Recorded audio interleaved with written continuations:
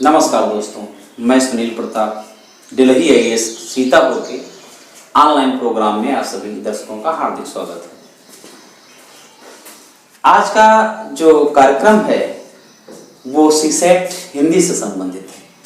पिछली क्लास में हमने आपको समास बताया था और समास को यदि आपने देख लिया होगा तो जाहिर सी बात है कि फिर पढ़ने की जरूरत नहीं रहेगी। आज हिंदी है और हिंदी में आपको संधि देखना है और इसको भी उसी तरह से देख लीजिए, बस समझ लीजिए और हल्का सा नोट्स बना लीजिए और फिर हिंदी से आने वाला जो पोर्शन ये है संधि, ये भी आपकी कंप्लीट हो जाएगी। देखिए पहले हम समझते हैं संधि। संधि में और इंग्लिश में लिख दिया है ज्वाइनिंग होता है इसका मीनिंग। संधि किसे कहते हैं ये हमें समझना जरूरी है कि संधि किसे कहते हैं। हालांकि आपको टिक करना आता है लेकिन थोड़ा इसको कंसेप्ट भी आप समझने की कोशिश करिए, इसका मीनिंग क्या है संधि। अब देखिए क्या कहता है कि दो समीपवर्ती वर्णों के मेल से, दो समीपवर्ती वर्णों के मेल से जो विकार उत्पन्न होता है या जो विकार होता है उसे संधि कहते हैं। दो समीपवर्ती वर्णों के मेल से जो विकार, विकार मीन्स परिवर्तन, उसे संधि कहते हैं। अब देखिए दो समीपवर्ती वर्ण मिले और उनमें विकार उत्पन्न हो, उनके मेल से जो विकार उत्पन्न हो यानी कोई परिवर्तन हो उसे संधि कहते हैं। ये डिफिनेशन संधि की है। अब देखिए कहता है जैसे है देवालय लिखा हुआ है, क्या लिखा है? देवालय। देव प्लस आलय, देव प्लस आलय बराबर देवालय। तो दो समीपवर्ती, ये समीपवर्ती वर्ण है जिनके मेल से एक विकार, विकार को कहते हैं परिवर्तन। तो देव अलग शब्द है, आलय अलग शब्द है, दोनों को हमने मिलाया, दोनों के मेल से एक परिवर्तन हुआ, विकार उत्पन्न हुआ जो बन गया देवालय। इसी प्रकार से जगत प्लस नाथ, जगत एक वर्ण है, दूसरा वर्ण नाथ है, दोनों समीपवर्ती वर्ण है, दोनों वर्णों के मेल से जगन्नाथ एक परिवर्तन या विकार उत्पन्न हो जाता है, इसे हम संधि कहते हैं। तो भली भांति आप समझ गए होंगे कि दो समीपवर्ती वर्ण और उनके मेल से जो परिवर्तन उत्पन्न हुआ उसे संधि कहते हैं। अब देखिएगा संधि के भेद, कितने प्रकार की संधियां होती, संधि के भेद देखना है। अब संधि के पहले वर्ण के आधार पर, संधि के पहले वर्ण के आधार पर संधियां तीन प्रकार की होती हैं। देखिए कौन कौन सी होती हैं। एक होती है स्वर संधि, दूसरा होता है व्यंजन सर्ग, यह है व्यंजन संधि, और तीसरा होता है विसर्ग संधि। तो तीन ये संधियों के भेद हैं, प्रकार हैं। एक तो स्वर संधि, दूसरा व्यंजन संधि, तीसरा विसर्ग संधि। अब देखिए अब पहला क्या है, स्वर संधि है। अब संधि का पहला वर्ण यदि स्वर हो, संधि का पहला वर्ण क्या है, संधि का पहला वर्ण यदि स्वर्ण वर्ण हो, स्वर वर्ण हो तो वहां पर स्वर संधि होती है। जैसे देखिए इसमें कहा भी गया संधि का पहला वर्ण यदि स्वर वर्ण हो तो स्वर संधि कहलाता है। देखिए जैसे लिखा हुआ है नव प्लस आगत, क्या लिखा है, नव प्लस आगत, दो समीपवर्ती वर्ण लिखे, इनके परिवर्तन से हो गया नवागत। क्या हो गया, नवागत। अब देखिए कहता है स्वर संधि कब होता है, जब पहले वर्ण में क्या हो, स्वर हो। तो आपने देखा नव के बाद वो है, क्या है, वो है, और वा के बाद यहाँ पे आ है। तो वा में स्वर छिपा हुआ है, जब वो तो आ रहा है, इसके पीछे क्या रहा, आ रहा है, तो आ क्या है, स्वर है। अब देखिए संधि का पहला वर्ण क्या है, वा है, और वा में स्वर क्या छिपा हुआ, आ, तो छोटा आ छिपा हुआ है, ये स्वर है।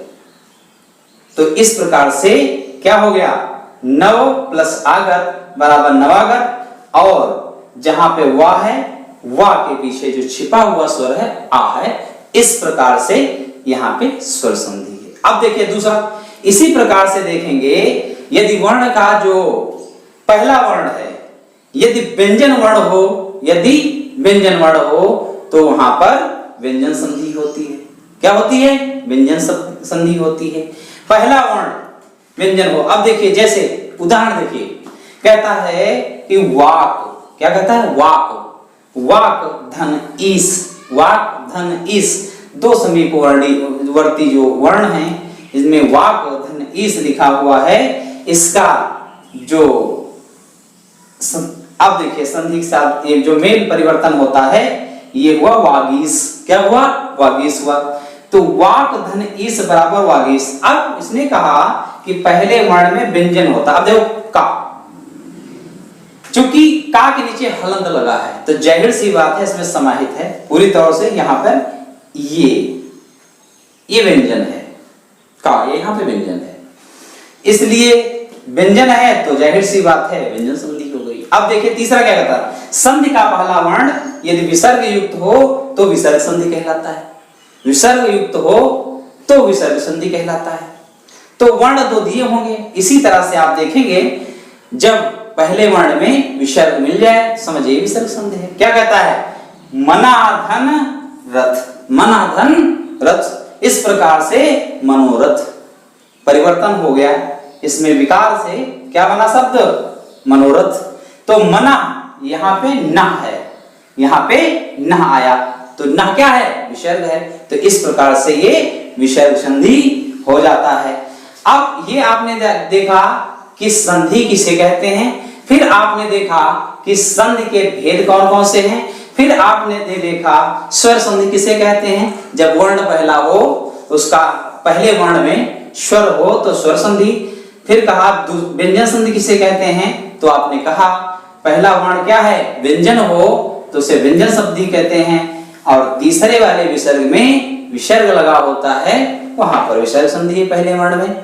तो इस प्रकार से आपने देख लिया कि यहाँ पर वा था तो आ होता है, ये स्वर है तथा स्वर संधि। उसके बाद विसर्ग को हलंत लगा है तो ये व्यंजन है तो व्यंजन संधि। उसके बाद मना में न जो आया, इस प्रकार से ये विसर्ग संधि हो जाता है। अब ये आप समझ लिया। अब ये देखना है हमें यहाँ पर व्यंजन संधि। तो आप देखते रहिए। अब व्यंजन संधि, व्यंजन संधि। अब जो देखना था ये स्वर संधि देखना था, अब हमें स्वर संधि देखना है। अब देखिए स्वर संधि क्या कहता है? स्वर के बाद स्वर आए, स्वर के बाद स्वर आए, बस इतना ध्यान रखना। स्वर के बाद स्वर आए अर्थात दो स्वरों के मेल से स्वर संधि कहलाता है। देखिए क्या कहा? स्वर के बाद स्वर अर्थात दो स्वरों के मेल से जो विकार परिवर्तन होता है स्वर संधि कहलाता है। अब देखिए स्वर के बाद स्वर किस प्रकार से मिलते हैं, उदाहरण से समझिए। कहता है सूर्य प्लस अस्त, सूर्य प्लस अस्त बराबर सूर्यास्त। अब स्वर के बाद स्वर, सूर्य जो या है आ इसमें छिपा हुआ है, सूर्य इसमें आ, और इसमें आ तो है ही है, तो आ प्लस आ दो स्वर मिल गए तो स्वर के बाद स्वर उसे स्वर संधि कहते हैं। दूसरा देखिए महाधन आत्मा, महाधन आत्मा, तो महा हा क्या रहा? आ, महा तो आ गया, और आत्मा में आ है ही है, तो दोनों आ मिलकर क्या बन गए? स्वर संधि बन गए। तो हो गया महात्मा, तो हो गया महात्मा। अब देखिएगा ये तो आपकी बात स्वर संधि का, इसमें कुछ नहीं देखना, बस स्वर के बाद स्वर देखना है, बस वहीं पर स्वर संधि हो जाएगी। पहला था सूर्य प्लस अस्त बराबर सूर्यास्त, दूसरा था महा प्लस आत्मा बराबर महात्मा। दो पहले में छोटा और छोटा, छोटा छोटा, और उसके बाद में बड़ा और बड़ा दोनों। अब देखिएगा स्वर संधि के निम्नलिखित 5 भेद हैं। स्वर संधि के कितने भेद हैं? 5 भेद हैं। अब देखिए कौन कौन से 5 भेद हैं, यहाँ पर हमने लिख दिया आपको। एक तो दीर्घ संधि है, एक दीर्घ संधि है, दूसरा गुण संधि है, और तीसरा वृद्धि संधि है, और ये चौथा यण संधि है, और 5वां अयाद संधि है। ये संधि के स्वर संधि के, ये स्वर संधि के कितने भेद हुए? 5 भेद हो गए। अब नंबर 1 पर चूंकि दिया हुआ है स्वर संधि, तो हम लोग आइए देखते हैं स्वर संधि क्या होती है। तो स्वर संधि देखिए, आप समझिएगा, लिखा हुआ है कि ह्रस्व या दीर्घ, ह्रस्व या दीर्घ अ ई उ के पश्चात क्रमशः ह्रस्व या दीर्घ आ ई उ स्वर आए तो दोनों को मिलाकर दीर्घ आ ई उ हो जाते हैं। इसका मतलब समझे? नहीं समझ पाए होंगे। कहता है ह्रस्व या दीर्घ मतलब छोटा हो या बड़ा, जैसे छोटा, छोटी, छोटा हो, या दीर्घ, दीर्घ मतलब बड़ा, बड़ी या बड़ा हो। तो इनके बाद ये आए तो क्या हो जाता है? दीर्घ हो जाता है। जैसे मान लीजिए छोटा आ के बाद आए तो आ हो जाएगा। क्या हो जाएगा? आ हो जाएगा। चाहे आ प्लस आ आए तब भी क्या हो जाएगा? आ हो जाएगा। ये ध्यान रखिएगा। अब छोटी ई आ जाए, छोटी ई और प्लस छोटी बराबर तब भी क्या हो जाएगा? बड़ी हो जाएगा। उसके बाद में चाहे आ जाए छोटी ई और प्लस बड़ी ई प्लस छोटी, छोटी तब भी क्या होगा? बड़ी हो जाएगा। इसी तरह से चाहे छोटा ऊ प्लस छोटा ऊ बराबर बड़ा ऊ हो जाएगा, बड़ा ऊ हो जाएगा। यही कहा था इसमें।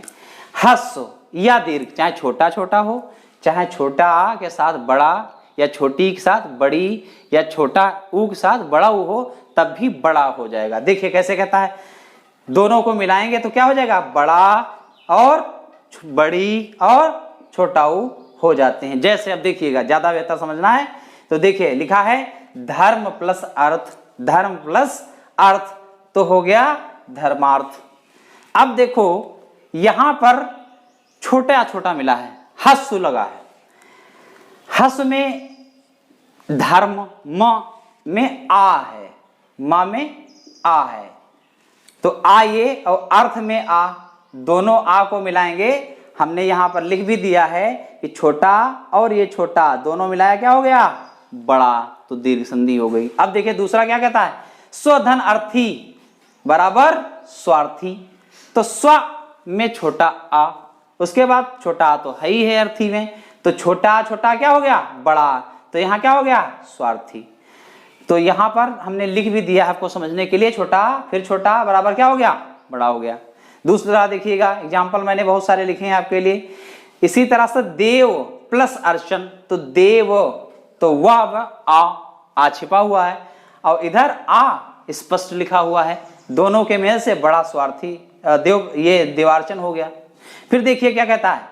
कहता है देव प्लस आत्मा, तो देव में यहाँ पे छोटा है, वह अ छोटा है, उसका आत्मा आ कैपिटल बड़ा है, तो दोनों के मिलाने से क्या हो गया? ये हो गया देव प्लस आत्मा तो देवात्मा, दोनों को मिलाया देवात्मा हो गया। अब देखिएगा नव प्लस आगत, नव प्लस आगत तो नव अ छोटा हो गया। फिर कहता आगत बड़ा, तो छोटा बड़ा क्या हो जाएगा? बड़ा, नवागत हो गया।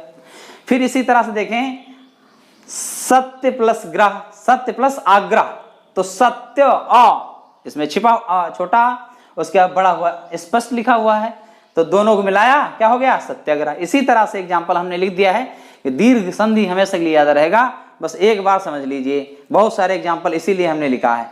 महाधन आत्मा, महाधनात्मा, तो महाधन आत्मा का मतलब हुआ यहां पर भी बड़ा आ और यहां पर भी बड़ा आ स्पष्ट लिखा है, तो दोनों को मिलाना है तो महात्मा हो गया।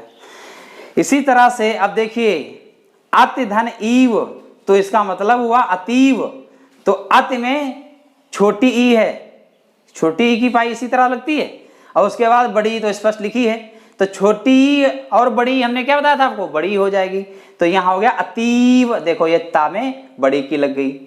अब देखिएगा कहता है रजनी प्लस ईस बराबर रजनीश, तो रजनी, रजनी में ना में बड़ी की पाई लगी नी, और उसके बाद क्या है? ई, ये भी बड़ी है, दोनों बड़ी क्या हो जाएंगी? बड़ी। चूंकि यही डिफिनेशन है, कहा दीर्घ हो जाता, ह्रस्व मिले चाहे ह्रस्व मिले चाहे ह्रस्व और दीर्घ मिले दोनों के मिलने से जहां भी दीर्घ हो रहा हो वहीं पर दीर्घ संधि होती है। ये इसकी डिफिनेशन है। अब इसी तरह से लेटर समझ सकते हैं। देखिए रजनी बड़ी की भाई यहाँ पे बड़ी स्पष्ट है, रजनीश। अब देखिएगा, अब यहाँ पे लिखा हुआ है भानु, उ छोटा ऊ लग रहा है आपको, भानु। अब यहाँ क्या लिखा, उ, तो छोटा ऊ क्या हो गया, बड़ा ऊ, भानुदय। अब यहाँ पे है भू प्लस ऊर्जा, तो भूर्जा, तो भूर्जा मतलब भू बड़ा ऊ, क्योंकि यहाँ पर छोटा बड़ा ऊ क्या हो गया, बड़ा ऊ हो गया। छोटा ऊ क्या हो गया, बड़ा ऊ हो गया। बड़ी क्या हो गई, बड़ी हो गई। छोटी क्या हो गई, बड़ी। यानी हस्व मिले दीर्घ मिले तब भी दीर्घ होगा, दीर्घ मिले तब भी दीर्घ होगा, हस्व मिले तब भी दीर्घ होगा। इतने एग्जाम्पल इसलिए हमने दिया कि यहाँ पर आपको ज्यादा स्पष्ट आ जाए। और जो कहता है कि अब देखिएगा, अब इसे स्वधन अर्थी, तो स्वार्थी, वा में डंडा लग गया, बड़ा हो गया। यहाँ पर देखो बड़ा हो गया, यहाँ पर बड़ा हो गया, नवागत में बड़ा हो गया, आत्मा में, ता में, आ में, इसमें या में बड़ा हो गया। और इसी तरह से आपने कहा कि इसमें महा आ, इसमें भी जुड़ गया। इसी तरह से नी, रजनीश, ये हो गया। और भानुदय, बड़े उकेपाई नू में लग गई, और ऊर्जा भा में, जा में, ये हो गया। इस तरह तो इस प्रकार हमने देख लिया, और ये शायद आपको समझ में आ गई होगी कि दीर्घ संधि इस प्रकार होती है। फिर से एक बार दोहरा दूं कि छोटा छोटा, बड़ा बड़ा, बड़ा बड़ा, बड़ी बड़ी बड़ी, बड़ी छोटी बड़ी, छोटाऊ बड़ाऊ बड़ाऊ, बड़ाऊ बड़ाऊ बड़ाऊ। इस प्रकार से अगर संयोग मिलता है, वर्णों का मिलाएंगे तो वहां पर दीर्घ संधि होती है। तो इस प्रकार ये हमने दीर्घ संधि खत्म किया। और इसके बाद में दूसरा पार्ट आएगा जिसमें जो बची संधि हैं वो पूरी कंप्लीट कर लेंगे। एक बार अगर आप देखते हैं और फिर इससे आने वाले क्वेश्चन कोई आपसे बाहर नहीं जाएंगे। दर्शकों को पुनः बहुत बहुत धन्यवाद।